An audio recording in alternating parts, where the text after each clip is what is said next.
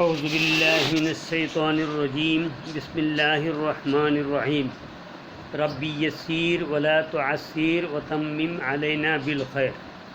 এবার আসেন আমরা দৈনন্দিন আমরা কিভাবে আল্লাহর কাছে দোয়া করব। হালাল রুজির জন্য আমরা যখন দোয়া করব তখন রাসূল সাল্লাল্লাহু আলাইহি ওয়াসাল্লাম বলছেন, হে রাসূলগণ, আল্লাহ রাব্বুল আলামিন নবীদেরকে সম্বোধন করে বলছেন, হে আল্লাহর রাসূলগণ, তোমরা পবিত্র বস্তু হতে আহার করো এবং সৎকর্ম করো, নিশ্চয়ই তোমরা যা করো সব কিছু আমি অবগত। রাসূল সাল্লাল্লাহু আলাইহি ওয়াসাল্লামের কাছে যে কথাবার্তা আসছে ওই কথাগুলি আবার আমাদের কাছে আসছে। আমরা যখন কোনো কাজ করব, তখন আমরা যখন কোনো রুজি রোজগার করব, তখন আমরা হালাল রুজি করব এবং সৎকর্ম করব, নেক কাজ করব, ভালো কাজ করব।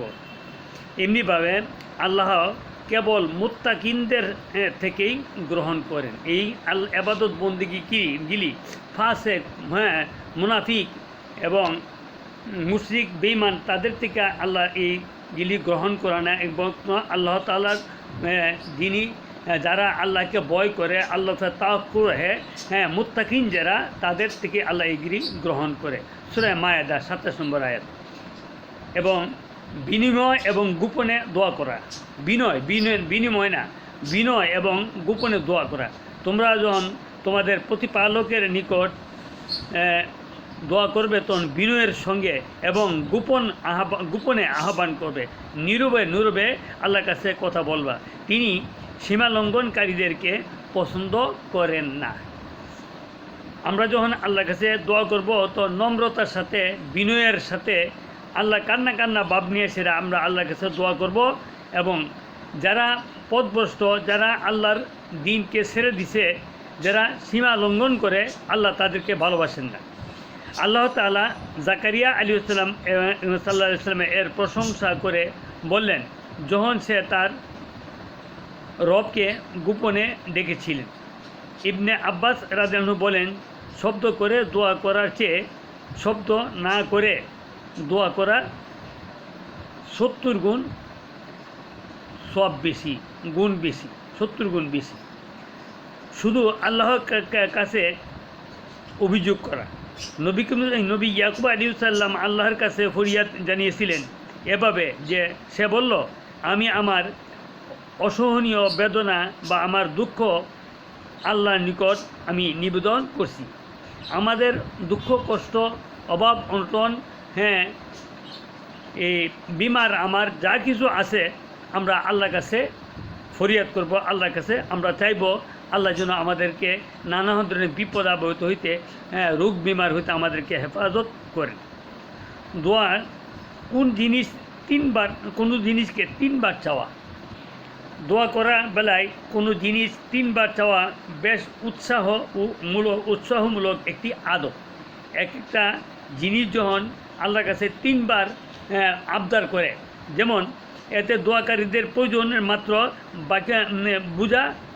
বোঝা যায়, প্রয়োজনের মাত্রা বোঝা যায়।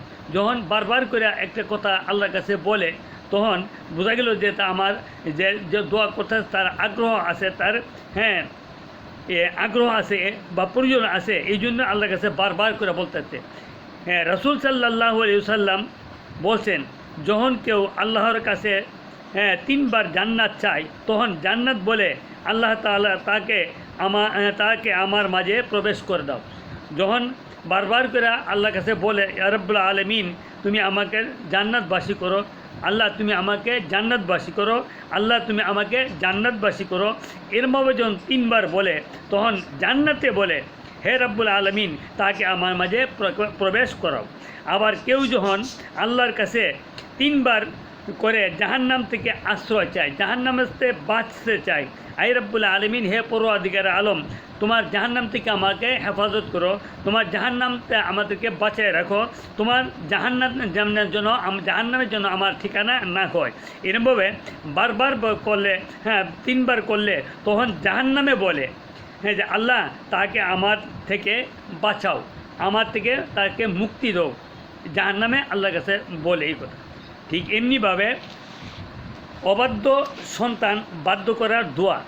আল্লাহুম্মা আসলিহ লি ফি যুররিয়াতি ইন্নী তুবতু ইলাইকা ওয়া ইন্নী মিনাল মুসলিমিন।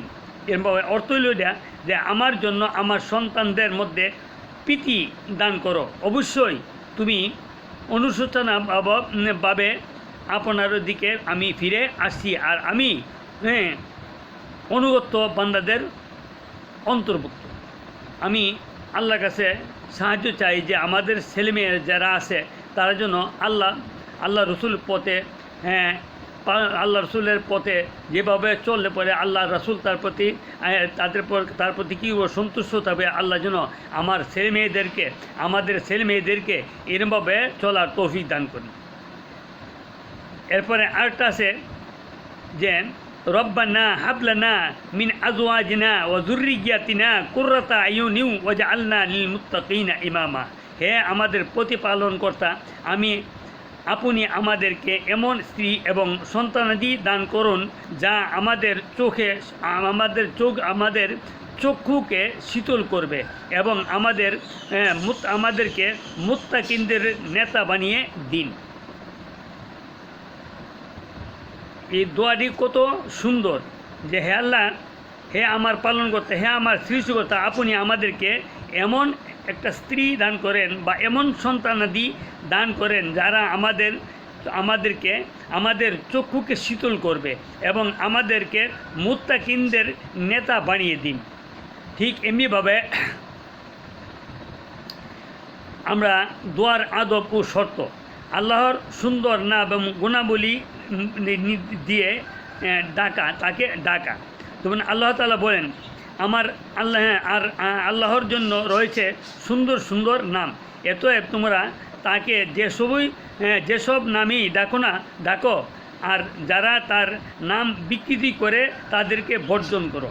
যারা আল্লাহ রাব্বুল আলামিনের নামকে অতি বিনয়ের সাথে, নম্রতার সাথে, আদির সাথে উচ্চারণ করে বা ডাকে, তাদের দলভুক্ত করো। আর যারা আল্লাহর নামকে বিকৃতি করে, আল্লাহর নাম ডাকতে চায় না, আল্লাহর নাম লইতে চায় না, তাদের অন্তর্ভুক্ত আমাদেরকে করিও না। এমনিভাবে দুই হাত একত্র করে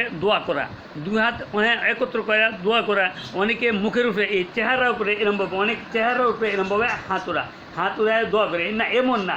এই হাতের তালুগুনি উপরের দিকে রেখে সেরা আল্লাহর কাছে দোয়া করতে। দেখেন এখানে লেখছে দোয়ার সময় হাতের তালু উপরের দিকে মুখ করে রাখতে হবে। নবী করিম সাল্লাল্লাহু আলাইহি ওয়াসাল্লাম বলছেন, তুমি যদি আল্লাহর কাছে কিছু চাও তাহলে হাতের তালু উপরের দিকে রেখে চাইবে। হাতের পিছনের অংশ না, এই হাতের এই পিছনের অংশ না, হাতের তালুগুলি উপর দিকে রেখে সে দোয়া করতে গেছে। ঠিক এমনিভাবে রাসূলুল্লাহ সাল্লাল্লাহু আলাইহি ওয়াসাল্লামের প্রতি দরুদ শরীফ পাঠ করা। রাসূলুল্লাহ সাল্লাল্লাহু আলাইহি ওয়াসাল্লাম বলছেন, রাসূলুল্লাহ সাল্লাল্লাহু আলাইহি ওয়াসাল্লামের উপর দরুদ না পড়া পর্যন্ত প্রত্যেকটা দোয়া আটকিয়ে রাখা হয়। যত আমল করুক, নেক আমল, কোরআন তেলাওয়াত করুক, নামাজ পড়ুক বা যে কোনো ইবাদত বন্দেগী করুক, রাসূল সাল্লাল্লাহু আলাইহি ওয়াসাল্লামের উপর দরুদ না পড়া পর্যন্ত এই দোয়াগিরি আকাশের উপরে ওঠে না, লটকিয়ে তাকে আটকিয়ে রাখা হয়। কত বড় কথা এটা! নাসাই এবং সহিউল জামির মধ্যে এই কথাগুলি আছে। প্রথমে নিজে দোয়া শুরু করা। কোরআনে এভাবে নির্দেশ দেওয়া হয়েছে, হে আমার রব, যেদিন হিসাব হবে সেদিন আমাকে এবং আমার পিতামাতাকে এবং মুমিন ভাই বোনদেরকে ক্ষমা করে দিন। প্রথমে নিজের কথা, এরপরে মা বাবার কথা, আত্মীয় স্বজনের কথা, এরপরে আশপাশের লোকের কথা, এরপরে তামাম পৃথিবীর মুসলমান ভাই বোনদের কথা আল্লাহর কাছে বলা। এটা সূরা ইব্রাহিম 41 নম্বর আয়াত।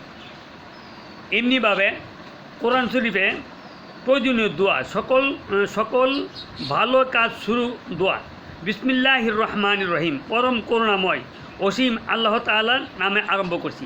অনেকে বলে যে কোনো কাজ করবা বিসমিল্লাহ বইলা আরম্ভ করবা, এই কথাটা কিন্তু ঠিক না। কথাটা এই ধরনের, যে কোনো নেকের কাজ করবা, ভালো কাজ করবা, তাইলে ভালো কাজ করতে গিয়া, নেকের কাজ করতে গিয়া তুমি আল্লাহর উপর আল্লাহর নাম নিয়ে সেটা আরম্ভ করবা। বিসমিল্লাহির রহমানির রহিম, আমি ওই প্রভুর নামে আরম্ভ করছি যিনি অত্যন্ত দয়ালু এবং মেহেরবান।